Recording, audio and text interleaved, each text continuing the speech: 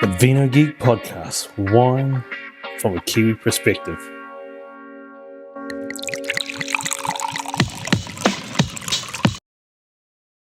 Welcome back to the Vino Geek Podcast. This week, I'm going to go on a little bit of a rant. I'm going to challenge you and I want to challenge all of us to grow a little bit more, to get away from conventions and do things a little bit different. This episode is all about, stop just being, falling into the trap of consumerism. Stop drinking those wines that you think are the best things. Experience a bit more. In New Zealand, and I saw this for years when I was working at the merchant, wine drinkers are very, very conservative. We stick to what we know. We don't trust anything. We don't want to try anything new, as opposed to other people like beer drinkers. Every time they come in, they want to try something. They would want to try something new. They didn't just want to drink the same thing. Craft beer drinkers just love new things, and this is what we have to do. And this has all come about because down at Lionel's, our ethos is, helping, showcasing the little guys, giving the little guys a bit more voice, showing quality that doesn't come from having a big name, for having a big presence in the market, for topping top 50 lists or what have you. It's all about the nuts and bolts of winemaking, making the wine properly, and making it in small quantities, not massive quantities, and lifting. And this is part of this podcast too. Is helping you see the value in things that aren't just bombarded in your face. That that quality can come from people that don't spend millions of dollars on marketing. They don't have these huge marketing budgets. They don't even have a marketing budget. I mean, our wine of the week comes from a producer that he's the winemaker. He doesn't grow the fruit, but he goes out and works with the growers and selects the right one. He spent most of his career as a grower, so it's running the vineyards for Villa Maria, and he produces wines on a tiny scale, and then he's the one that's going out and marketing it. He's the one that's sending it to his customers, to the restaurants that stock it. He's the one that's going out doing the miles. He doesn't have this massive workforce where he is this billionaire entrepreneur that has these vineyards and has winemakers put in place, they have a whole cellar crew, and they have a marketing workforce to go out and sell the product. Well, a marketing workforce, and then a sales workforce to sell the product. He does it all himself. And we have to stop getting sucked in. For me, it's consumerism at its core. We sit there and we buy those wines because they're bombarded in our face. We think that they're the best wine because that's the one we see. We think that Central Otago is the only place to get really good Pinot. I mean, sure, makes great Pinot, but there's so many other regions that make exceptional Pinot too. But we don't give them a chance because, they don't have the Central Otago price tag. Stop it. Try things, buy these different wines, experience something different. Sure, it's not going to taste exactly like that, but that's the point. The point is not for you to always have the exact same experience. Kiwis, in particular, I can only talk from Kiwi's perspective. We have this thing that we want to go to different restaurants, but we want to drink the exact same things at different restaurants. We want to eat the exact same things at different restaurants. The amount of people that come into Lionel's and they want to eat fish and chips. there's no fish and chips on the menu, so they go elsewhere. We have to stop this. You want to go out and experience a restaurant because you might have heard about it or what have you. Go in there and experience what they offer. They're offering a point of difference, something new for you to try to give you an experience. It's not going out to eat, it's going out to experience. And this is what wine is too. There's different wines out there to give you a different wine experience. You can have a similar wine experience to your favourite wine, but from a different brand. You don't have to buy the same brand. I mean, and this is the two wines that have spurred this. About a month or so ago, I had Pyramid Valley Sauvignon Plus as the wine of the week. We've just put it on as the Sauvignon Blanc by the glass down at Lionel's. We've had people come in and request that we stock the Craggy range to Moona Sauvignon Blanc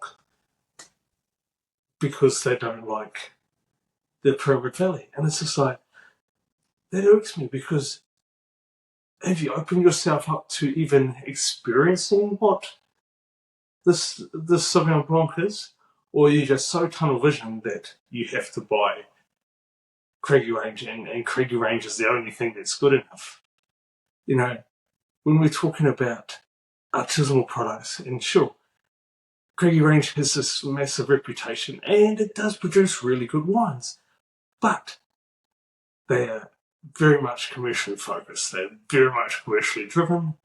If you visit Craggy range, you go to their cellar door, they have their lovely boutique Sophia winery there. That is not the winery that makes their wines. They have this massive facility out at Gimlet Gravels that makes all their wine. So just to give you an idea, the difference of scale between Pyramid Valley and Craggy range. Craggy range has 5 times more vineyards than Pyramid Valley. 5 times more. So their scales are much greater, and then the production is ranked up higher.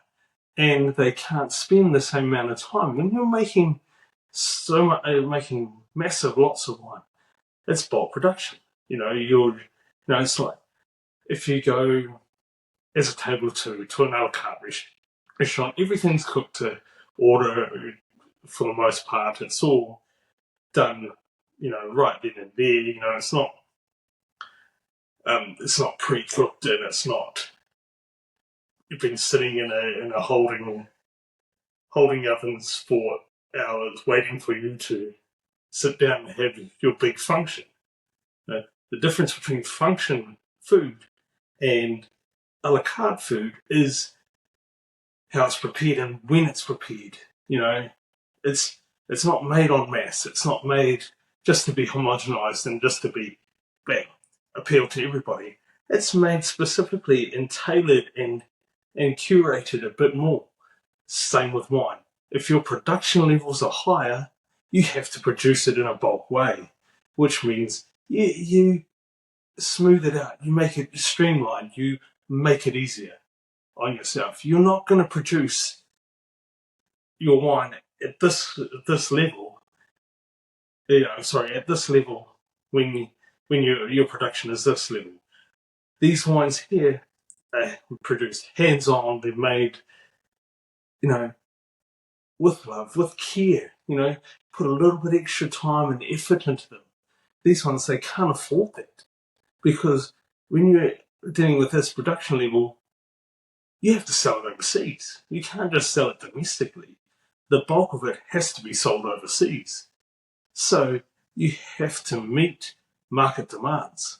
These big producers, they will have a date that they have to get it to Waitrose in London. They have to get it to them at that date, so all is scheduled for it to land on the shelves at that date. Everything is timed. They can't spend the time and go, we'll just let that hang out there on those vines a little bit longer and allow the flavours to develop, allow the wines to hit, the grapes to hit full maturity, and then pick them and then take their time in the winery to make the best wine they can. This is the thing with buying smaller producers' wines versus larger producers' wines.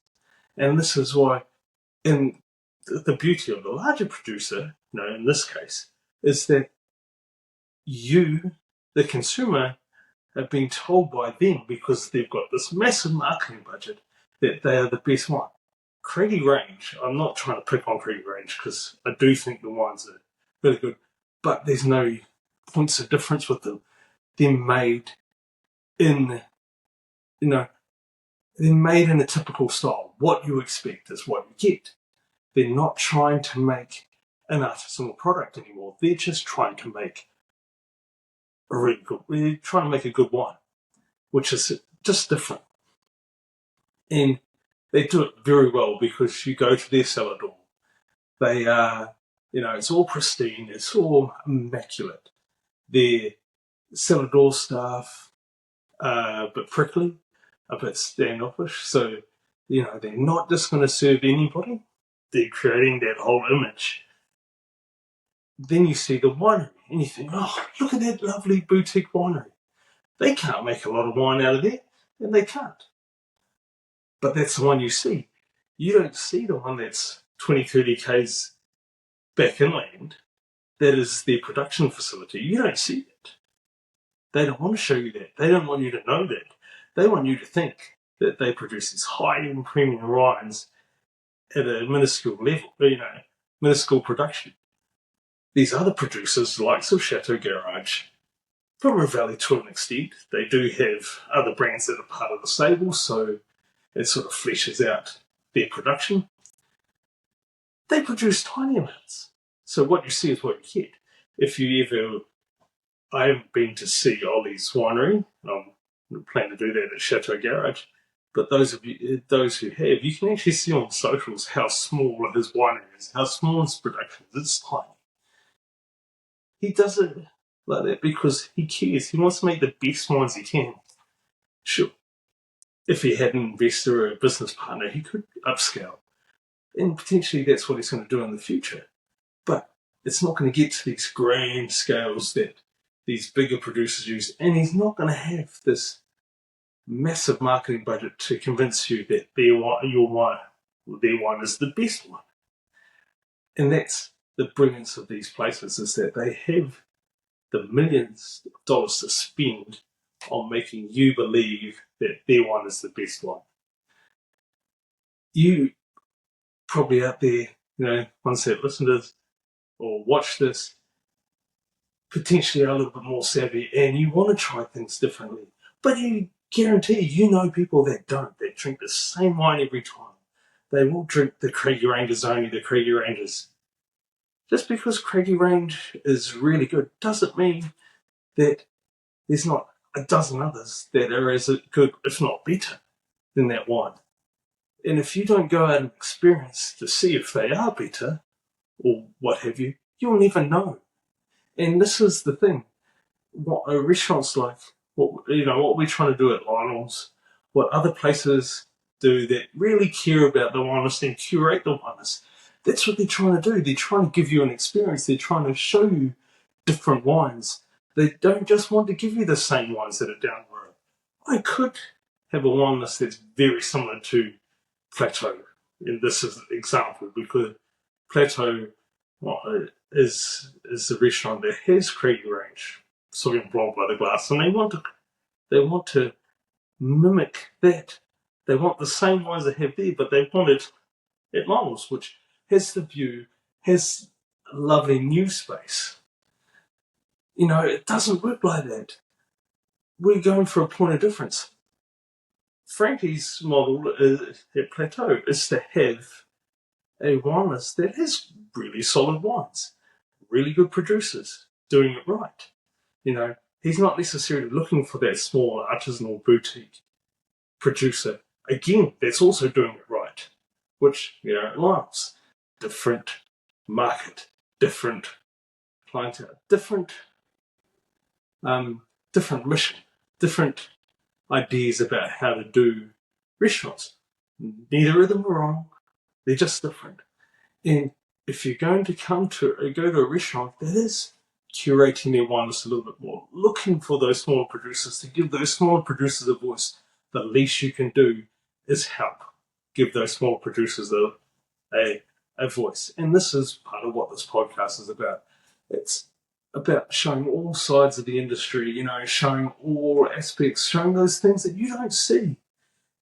You'll never, how often do you hear of these small boutique producers? There's so many producers out there. There's 755 wineries, let alone the brands out there. 755 wineries. How many of them do you know? You probably only know a handful, if that. And it'd be the big guys. You don't know these small producers unless they happen to have a cellar door and you visited them. There's a whole other world of producers that don't have public cellar doors. How do they get out there if you're not willing to try their wines? If you're not willing to give them a shot? If a restaurant is willing to give them a shot, there must be something good about them. Like so, just throwing another name out there, Saint Wine Bar in Tauranga. I know that they're big on the same things. They want you to try different wines. They don't want to give you the same wines because what makes them different then? And again, they want to give that voice to those people. They want to find that unique point of difference that makes those wines special. Another producer, talking of Craggy Range, one of their first winemakers, Rod Easthope, him and his family started their winery from the ground up. They built the whole vineyard, the winery, etc., etc., etc. They do everything. They do all the pruning, they do all the picking, they do all the winemaking, they do all the labeling, the bottling, the shipping. You name it, they do it. How many of you out there know about Easthope wines? Sensational wines, beautiful wines. But if you don't know about them, how do you know, if you're not willing to go out and try these wines, how do they survive? How do these artisanal producers continue to do what they do if you don't give them a shot? So this is my big rant. It's just try different. Stop being stuck in your little ball and stop drinking wines that you think are good. They might be, but there's so many other wines that are good. And I'm only talking about Kiwi wines. There's a whole another world of wines for so long. And, at the merchant, people would drink Kiwi whites, and only Kiwi whites, and then drink, anything but Kiwi reds, unless it's Pinot. And that did my head in because you're missing out on a whole world of wine that is just delicious. That, if you're a Sauvignon Blanc drinker, I can point you to half a dozen different wines from all over the world, more, but, just using that as an example of wines that taste very similar to Sauvignon Blanc that you'll go, wow. And you might go, wow, this is my new favourite. Oh, I still prefer Sauv. You try the next one, and the next one, and the next one. But you have to be open to that. One thing I've liked, before I left the merchant, people were drinking Chablis, which, yeah, it seems to be a fad. That's the way I look at it, because at the end of the day, nothing wrong with Chablis, really good, but again, there's a whole world of wine that tastes very similar to Chablis that you're not even trying. Jura Chardonnay, no one wanted to even think about that, but yet very similar styling to Chablis. And reds, what's the matter with Kiwi reds? Why did you have to drink Aussie Shiraz? Sure, it's not rich enough, it's not bold enough perhaps, but as I've said in the past on the podcast, try it with food. Don't just drink these wines on their own. Try it with food and see what happens. So I guarantee you, they grow a whole nother arm and leg. And you just, oh my goodness, what is this? This isn't the wine that opened up and took a sip of. This isn't what Kiwi Reds are about. But if you try them with the right food, it is. No, it's just we have to change what we think and how we think. And, why are we buying XYZ wine? Why are we buying that wine? The top 5 biggest wine producers in New Zealand, only one of them is Kiwi owned and operated. Only one of them is owned by a Kiwi family. And that's Delegates that makes the Oyster Bay and things like this. They have the biggest production, which is awesome that they are. But, things like, Villa Maria is now Japanese owned. No, it's not Kiwi owned anymore, so all their brands, Wither Hills has been Japanese owned for years, and so on and so forth. So, these big commercial brands that you see, I guarantee you, unless they're Oyster Bay or Delegate, they're foreign owned. They're owned by someone overseas that don't care what they don't care about how the wine is made. They just want to make this. They just want to make money. So we have to stop drinking these wines. We have to stop giving those people money. They're just making an alcoholic beverage. They're not making wine anymore.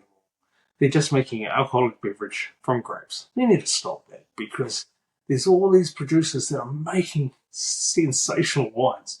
And not all of them are charging $1 million for them. You can get some really, really good value wines out there from these smaller producers. If we've been fair, pretty much all great value. But I'm talking about, not having to spend an arm and a leg, and you get something made with love and care and consideration, that want to produce something that's of value and good, that aren't just trying to strip mine the land to produce an alcoholic beverage. They actually care about the vineyard and what's happening in the vineyard and how the vineyard can be future-proofed for either their children or future owners. They just don't want to they're not coming in from overseas and not giving a rat's ass about New Zealand. They actually, these people are Kiwis, they care. So they're actually making wines that are right. If we're talking about value and we're talking about Kiwi owned and we're talking about, still doing it in a smaller way, a bit bigger than others, but they're Marlborough. So it's Mount Riley. The wines are stupidly cheap and really good quality. They're not the best wines you'll ever have, but when they're sub $20, you're not going to get the best wines. But that's an example of just guys that are out there just trying to make it the way they think it should, rather than painting by numbers and making these huge production wines like some Kim Crawford and what have you. That hasn't been owned by Kim Crawford for years. You want Kim Crawford by Lovelock. That's actually Kim Crawford. So if you can hunt out Lovelock and you can have an actual Kim Crawford wine. He also makes consults for Matawhiro, so he's the main winemaker for Matawhiro. So again, if you want Kim Crawford, buy Matawhiro. Don't buy Kim Crawford. He hasn't made that for years. He sold his name years ago. And that's actually a US company that makes that. They don't care. They just want your money and they'll do whatever they can to get your money. But these other guys are making the wines all properly, how it should. That's my rant. And, let me know if you agree or disagree with anything I said. I want to hear from you because this is what it's all about. Your interaction. You tell me whether I'm right or I'm wrong and why am I right or wrong. Let me know. Okay. I'm just going to go straight into it. I'm not going to break or anything. Let's just get cracking. The wine of the week. So, the wine of the week is actually from Chateau Garage, as I said. It is actually, I have to confess confirm whether it's available. It will be available very soon, I'm imagining, but it is the 2024 Lions Block Chardonnay. Now, stunning. I know it frustrates me because this vineyard is, you know, Ollie is trying to find someone to take over the vineyard. One of the big companies, speaking of big companies, so he can still get the fruit, because the fruit is so good. The wine is so good. And yeah, 23 was one of the top wines from last year. The 24 is still very new, a little bit too new. But when it is released, if it hasn't quite been released yet, buy some, because it's seriously good. I mean, very clear yellow at the moment, but the colour will deepen and richen as it sits in the bottle a little bit longer. The nose, see, where is it? Sorry, that's to just find it. Okay, grapefruit and cinnamon and toasty, creamy, nutty character, a little bit of peach and some caramel on the nose. So that lends you to what the palate's going to flesh out to be like in a little while. At the moment, it's just very fruit forward, very much fresh peach juice that's almost like you've something that's been slightly watered down, because it's still very new. Citrus, it was round and fleshy. It had this beautiful line through it, and then a soft finish of the stone fruit, nice fresh acidity, and then some creaminess to it. So to give you an idea that there is some oak content in there that's giving you a little bit more, but it's a little bit shy at the moment. So, one thing that I have talked about in the past is a thing called bottle shock. So sometimes, wine's a living thing. When just like any old person, if you move job or you move to a different town, it takes a little while to blossom and open up and become. When you were a kid, if you started a new school, it takes you a little while just to open up and show yourself. You're a little bit closed and you're a little bit guarded. Same with wine. Every process, and it can be longer or shorter or be a little bit delayed at times when that kicks in. For me, this one's just going through that at the moment. I can see how awesome the wine is going to be, but it's just not there yet. See, as far as food goes, any classic Chardonnay dishes would be perfect with this dish, with this wine when it comes out. I do recommend probably putting it down for 12 months or so before you do really start drinking it, if you plan to buy a case or what have you. And I highly recommend you do that. As far as the score goes, because I can see the potential in this, it's 19. It is a 19.5 out of 20 and 93 out of 100. It would get more, but again, I have to sort of just temper the marking because of it's just not quite ready yet. But yeah, when it is ready, snap it up. And one thing, if it isn't available for retail yet, when I do the post, I'll just make a note of that, and then in a future episode, I will let you know where to get it from. So yeah, that's our wine of the week. So good and so very cool, because tiny producer doing it all right and just making some special wines. There are some other wines that I tried at the same time as this that we'll talk about in a future episode, because different style. But yeah, next week we will be looking at the Organic Wine Awards. I know I've been putting it off, but we will tackle it. I just had to get this off my chest this week, and just had to just lay down the law a little bit, because we need to stop buying these bulk production wines, these wines that don't care. We need to stop doing that and try and buy wines that from producers that do care. So until next time, thank you as always for listening. Sante and God bless.